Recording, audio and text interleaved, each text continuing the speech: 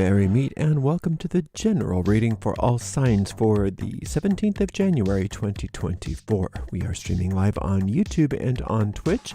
Moderating today for us on YouTube are the lovely Diane and the lovely Deline, and moderating on Twitch is the lovely Heather. Thank you so much, Diane, Deline, and Heather, and thank you to everybody for joining us today for this general reading for all signs. I'm reading today with this Tarot Nuager, and I'm going to purify with this Provence Santé's Vervain, which is a lovely Van. 3 sprays in the room is more than sufficient. Much nicer for me than burning smudge, and it works just as well. Like I said, this is a general reading for all signs, and if you are watching on a restream on YouTube and you don't feel like watching me shuffle, you can skip right to that reading by using the timestamps in the video description. If you're on YouTube, make sure you like the video, subscribe to the channel, and hit the notification bell. If you're on Twitch, make sure you follow us on Twitch. You can watch on Twitch without ads when you subscribe to us there. We have a shop, and that's at arielscornershop.com. arielscornershop.com. We list a lot of the tarot decks that I read with there. Those are all affiliate links, which means that we make a small commission off of each and every sale. Another way to support the channel is to send a donation. You can do that by using a super chat, super sticker, or super thanks if you're watching on YouTube, or was that a super sticker, super chat, or super thanks? Yeah, I get that right. Or if you want to use the PayPal portal, that's at paypal.me/arielgatoga, paypal.me/arielgatoga. We do appreciate your support, but that's not why we're here. We're here to give you a reading. And this is going to take me a few more minutes of shuffling. Well, not a few more minutes, but a few more shuffles anyway to get this deck nice and randomized. While I'm shuffling, I do like to remind you sometimes, if I remember to, that I don't read with card reversals. Sometimes people see me flipping those cards right side up and they get confused because they're not used to seeing readers do that. It is an actually very valid way of reading, and it's just my preferred style. So just like to mention that in case you're wondering. All right, this is good. Let's do one more just for good measure. Then we will cut this deck and we will see what's in the cards for everybody today, the 17th of January, 2024. Let's see, we start out with the 9 of Swords, followed by the Queen of Cups, and the 2 of Coins. Okay, we're coming out of some worry. There's like some worry that's going on, that has been going on. And the Queen of Cups here is your saving grace with that.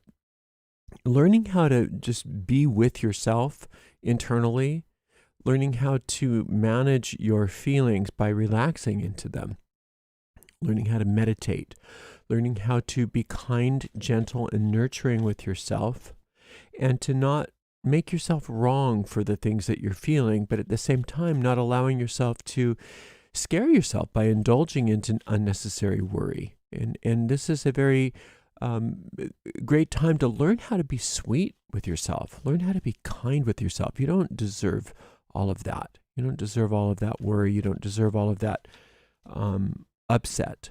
Now, for some of you, it's because you're being impatient about the way things are not turning out quickly enough in the physical realm. For many of you, with this 2 of Coins, that it's financial, but it can be anything. It can be, your health problem isn't resolving fast enough, your whatever in the physical universe that doesn't seem to be happening fast enough for you can be causing a lot of this or contributing to a lot of this worry. But you're being called on to just lean into that Queen of Cups energy of learning how to nurture yourself, learning how to be kind, gentle, loving with yourself, right? There's a difference between being kind, gentle, and loving with yourself and indulging any kind of self-abusive tendencies too. Sometimes being kind, gentle, and loving with yourself is being gently firm with yourself and saying, let's move off of that now.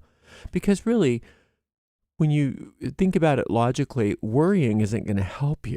It's not going to help at all. and I'm sure everybody realizes this intellectually, but that Queen of Cups understands it viscerally, and that's a part of you that you can call on to find that inner strength, find that inner kindness, and that inner mastery, because she's very skilled, this part of you. She's very skilled at navigating those inner planes rather than allowing yourself to feel, I don't know the better word than abused. It is a type of self-abuse, but it's not your fault. It's just a human fault that we all kind of fell into, and it's very easy to fall into that habit of, worry and upset and thinking about the worst possible outcome and all of that. It's very human to do that.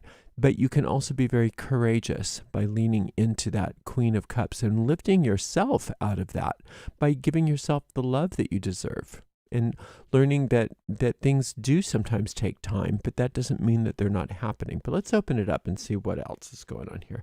Oh, another 9 of Cups. That's nice. Ace of Wands and 10 of Wands. Okay, so the 9 of Cups on top of the 9 of Swords says that it's not been all bad. That on top of the worries, you've also been noticing that there's been some success or some at least inner success with being able to find some magnetism, to find your magnetism, to draw things that you want to yourself. But remind yourself that too much of this worry also is magnetic. And so you want to be more specific as to what you're entertaining in your mind and in your emotions. And again, you don't want to shut yourself down, make yourself wrong, or pretend like you're not feeling what you're feeling, but you can move through the feeling to the other side. And that's what it's being suggested here, that there's more than just this worry, and that there's also a lot of good feelings in there as well that just don't take center stage, because pain always seems to be the sensation that gets the most airplay.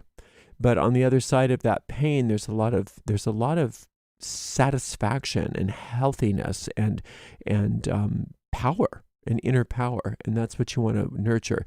This is actually a time of great openings for many of you. Some really beautiful inspirations, some really great ideas about what to do, especially in regards to your career, your creative work, your job, things like that. So a lot of times when we go through these periods of worry and upset and fear, and we get to the other side of them, we are more open and receptive than we were beforehand about getting inspired, about getting great new ideas. Now, I don't want you to misunderstand that and to think, oh, you always have to go through these dark nights of the soul in order to have that inspiration. It's not true. But it's just that we tend to appreciate it more and be more sensitive to it. After there's been a long storm, we appreciate the dawn, even though we may have had 6 months of beautiful dawns. Before that, we just took them for granted. But after a big, long storm that never seemed to pass, seemed like it never would pass, then when that beautiful dawn came, we think it's the most beautiful dawn in the world, even though we've been experiencing beautiful dawns our whole lives. So just realize that there is, on the other side of all of this worry and upset, there's this great inspiration. There is this great dawn. But don't think that just because it's so great that you can't have that without going through this. All right, so the 10 of Wands is saying it's time to unburden yourself. You can't have it both ways. You can't have all of this great inspiration, these great new plans, and be freed from all of this worry and finding instead, in its stead, all of this magnetism to bring satisfying experiences toward yourself and be burdened. You can't do both at the same time. You really can't. And you can try, and a lot of people do try, and they may seem to succeed on some levels, but the ultimate goal isn't material success, even though that can be there. There's nothing wrong with having a lot of material success, and I'm all for it. You go be wealthy, you be successful. I'm very much on your side with that. But that's not the ultimate goal. The ultimate goal is happiness. The ultimate goal is freedom and spiritual oneness. And it's sometimes easier to have all of those things if you're not worried all the time about bills and health problems and all of that. So it's good it actually supports your happiness and your freedom and all of that when you have the physical world working out really well. But don't wait until all of your ducks get in a row in the physical world to start having that joy and that happiness. That's putting everything backwards. In fact, if you drop the burden, if you just unload that burden, if you cast the burden, as we say, if you cast that burden on the infinite within you and go free, then you are in a place where you can find that joy, that happiness, that aliveness, and that satisfaction with life, which catalyzes you. It's a catalyst for you to bring in that success. So you find the happiness and the joy first, and the success follows. Don't think that the success in the physical world is going to bring you the happiness. It may be easier to find that happiness and success when happiness and freedom and joy and peace when you have things working out for you in the physical realm. I agree. But it's not a guarantee. But it is a guarantee if you make it your priority, no matter what's going on in your life. And the secret is that when you find that joy and that freedom, that happiness, and that peace in any situation, it has the power to turn things around for you. So drop the burden first. Don't wait to drop the burden until after things work for you. That's not how it works. It doesn't work that way. You have to drop the burden now. And then those things start to just really fall into place. And they have to because of this Nine of Cups. This Nine of Cups is the magnet. It's going to draw it to you. You can't help it. You can't help it. But if you keep putting resistance in front of the magnetism, it appears like it's not as strong. And that's what these fears are. And ultimately, that's what this burden is. So you got to drop the burden. You got to drop the fear. You've got to drop the worry, right? And that takes that resistance out of the magnet so that its full magnetism is then revealed so that you do draw these things into your life that you want. So the impatience causes more burden, causes the demagnetizing of your desires, which causes more delay, which causes more worry, which causes more burden, which causes more demagnetization, etc. So let's switch that. Let's go first for the stuff internally. Let's drop the fear, drop the worry, drop the burden, and notice how we are remagnetized to what we want. So this impatience about things not working out fast enough is a symptom of the resistance to the very thing that you say you want. And that's just an ego game. And you can drop that. It's not as hard as we think. Gravity is your friend. You can drop all these excess wands, all this excess burden, and gravity will take it. So all you have to do is remind yourself again and again and again, I cast my burden on the infinite within me and I go free. I cast my burden on infinite intelligence within me and go free. And use whatever words you like. If you like the word God, if you like the word goddess, spirit, whatever your word is, cast it on that higher power.